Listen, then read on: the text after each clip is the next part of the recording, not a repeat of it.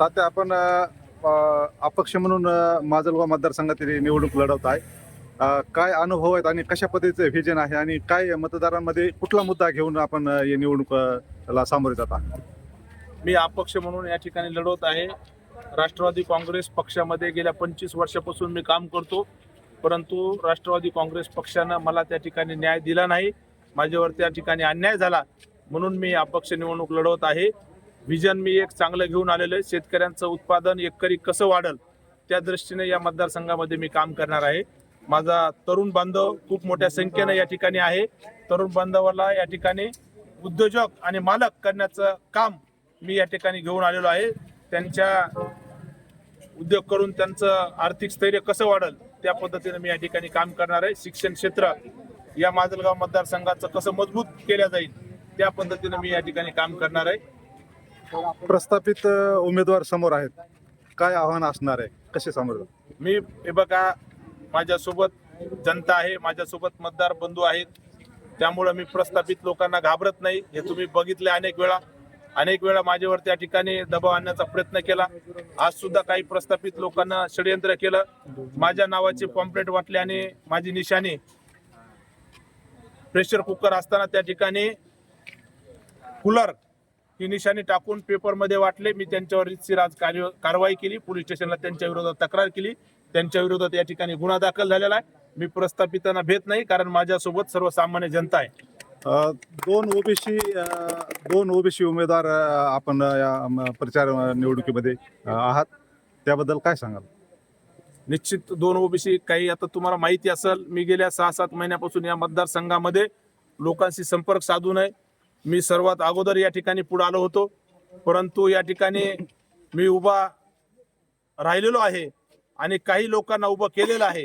हे जनतेला सुद्धा आता कळालेलं आहे कुणाला उभा केलंय आणि कोण स्वतःहून उभा राहिलेले आहेत, कोण जनतेचा ओबीसी आहे आणि कोण उभा केलेला आहे.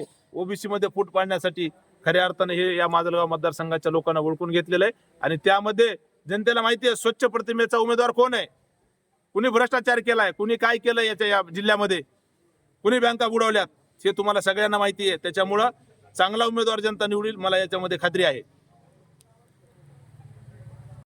अनेक वर्ष 2 वर्ष चालल्यानंतर एक दिवशी वडील आमचे म्हणले, अरे मामू बोले आप चाय कब तक बेचते हो, बोले सोना चांदी बेचो बोले. ते कयूम पटेल नावाचे व्यक्ती आजही या ठिकाणी हयात आहेत कळमध्ये, आणि ते खाली बसले आणि म्हणले मालिक क्यों मेरी जिंदगी करते बोले आप, मेरे पास क्या है बोले, मैं चाय की टपरी चलाता हूँ और मेरा 100-200-300 रुपए मिलते हैं मुझे, उससे मेरा घर का गुजारा होता है, और आप मेरी जिंदगी करने बोले आप, मैं कहां से सोना चांदी लाऊं बोले और कहां से भांडवल लाके धंधा चालू करे. तो हमारे पिताजी बोले आपके पास कोई लड़का है क्या पढ़े लिखे वाला? वो बोले है, 10-12 साल काम किया था, उसके दुकान पे उनको ट्रेनिंग दिया 6 महीने, और कयूम पटेलला त्यांना स्वतःचं भांडवल देऊन त्या ठिकाणी दुकानदारी चालू करायला लावली. मी तुम्हाला आज सांगतो, नाथ्यामध्ये त्यांना 22 एकर जमीन आहे त्या कयूम पटेलला, आणि 2 वेळेस ते हाजला गेले. आणि जी आमच्या वडिलांना शिकवण लावली त्या कयूम पटेलनं सुद्धा त्यांच्या 2 जावयांना दुकान सोन्याच्या टाकून दिल्या. याकूब भाई म्हणून धारूला आहे, शेख याकूब, त्यांना आमच्या वडिलांना दुकानदारी चालू करून दिली. जावेद भाई शेख म्हणून आहे, त्यांना दुकानदारी चालू करून दिली. आणि माझा स्वतःचा, म्हणजे माझा नाही म्हणता येणार, माझ्या वडिलांचा ड्रायव्हर 22 वर्ष झाला सादिक भाई आमच्या पक्ष सोबत काम करतो, घरच्या सारखं आम्ही त्यांना या ठिकाणी सांभाळतो. हे सगळं मी तुम्हाला का सांगतोय की आज या ठिकाणी मोठ्या संख्येनं मुस्लिम बांधव सुद्धा उपस्थित आहेत. आमचे सुद्धा खूप एक स्नेहाचे संबंध आहेत. जब कोई दारू में मुस्लिम भाइयों के ऊपर कुछ मसला रहता है उनका, तो सबसे आगे हमारी निर्मल फैमिली रहती है उनके साथ. माझ्यावर विश्वास टाका, मुस्लिम बांधव या ठिकाणी उपस्थित आहेत. सामाजिक वारसा सुद्धा आम्हाला या ठिकाणी आहे. माझं स्वतःचं लग्न सुद्धा यादव साहेब सामूहिक विवाह सोहळ्यामध्ये झालंय. माझ्या वडिलांना हातकरा लग्नामध्ये माझं लग्न करून दिले, ते सगळा खर्च माझ्या वडिलांनी केलाय. कोरोनामध्ये छोटे छोटे धंद्यावाले असते, फ्रूटवाले, याच्यावाले अडचणीत आले, त्यांना सुद्धा मी 2000 किट त्या ठिकाणी कोरोनात वाटप केलं. आणि धारूर ग्रामीण रुग्णालयाला ऑक्सिजनची पाईपलाईन नव्हती, 3 लाख रुपये देऊन आज माने साहेबांना मी त्या ठिकाणी ऑक्सिजनची पाईपलाईन चालू करून 12 खाट त्या ठिकाणी म्हणजे बेड ज्याला आपण म्हणतो बेड चालू केले त्या ठिकाणी. वॉटर कप मध्ये अनेक वेळा आम्ही त्या ठिकाणी सहकार्य केलं. अनेक विद्यार्थ्यांना आम्ही अडचणीच्या काळामध्ये आर्थिक मदत केली. पण आम्ही कधी एक काम करायचं आणि 10 पट दाखवायचं हे कधी आमच्यात नाहीये. 10 पट जर काम केलं तर आम्ही 1 पट काम दाखवणारे माणसं. म्हणून मला आपल्याला विनंती आहे की हे प्रस्थापित लोक आपल्याला येतील, गप्पा मारतील. अनेक वर्ष तुमचं आमचं मतदान या प्रस्थापित लोकांना ढुकलंय मित्रांनो. आज या माजलगाव मतदारसंघामध्ये फिरत असताना काय बेकार अवस्था आहे. रस्त्याची अवस्था नाहीये, स्वच्छता नाहीये, पाण्याची व्यवस्था नाहीये. नगरपालिकेमध्ये आता खरं म्हणजे किती सुंदर शहर आहे माजलगाव, पण किती अस्वच्छ आहे सगळे आपण बघतो.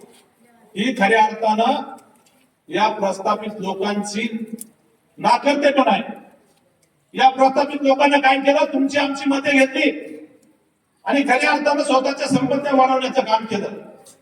या माझ्या गोरगरीब जनतेसाठी काय केलं सांगा. आज मी या ठिकाणी आता माझ्यावर आरोप केला जात आहे की ओबीसीच्या नावावर मतं मागतात, त्याच्या नावावर मागतात. हो ठीक आहे ना, मिश्रामध्ये सगळे उद्योग माझे कृषीवर आधारित आहे. 4 जिल्हे आहेत कापसाच्या, एक सोयाबीनचा प्लांट आहे. जे लातूर सारख्या ठिकाणी आपण सोयाबीन त्या ठिकाणी घालायला जातो. मानधने साहेबांना माहिती आहे आपल्या भागामध्ये सोयाबीनचे प्लांट नव्हते. आपल्याला लातूरला त्या ठिकाणी सोयाबीन पाठवावं लागायचं. आज शेतकऱ्याला या ठिकाणी लातूरचे भाव मिळू लागले.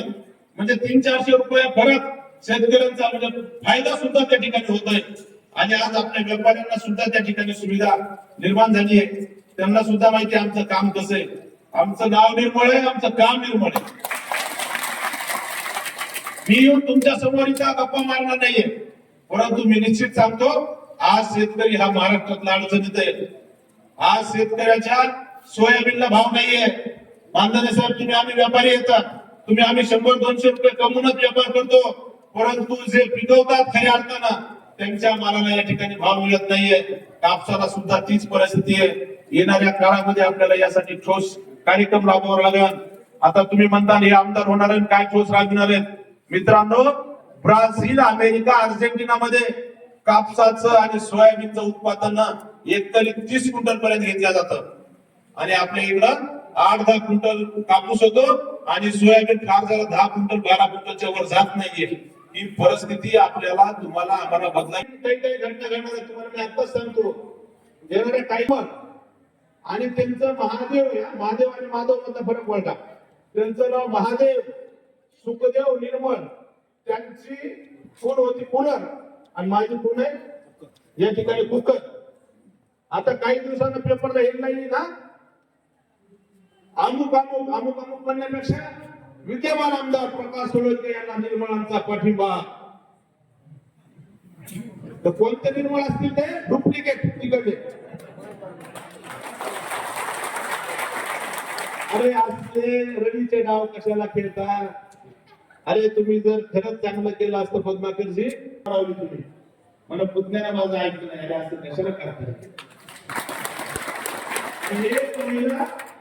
या महाराष्ट्राचं लोकप्रतिनिधित्व करते, त्याचा तुम्हाला स्वाभिमान वाटला पाहिजे.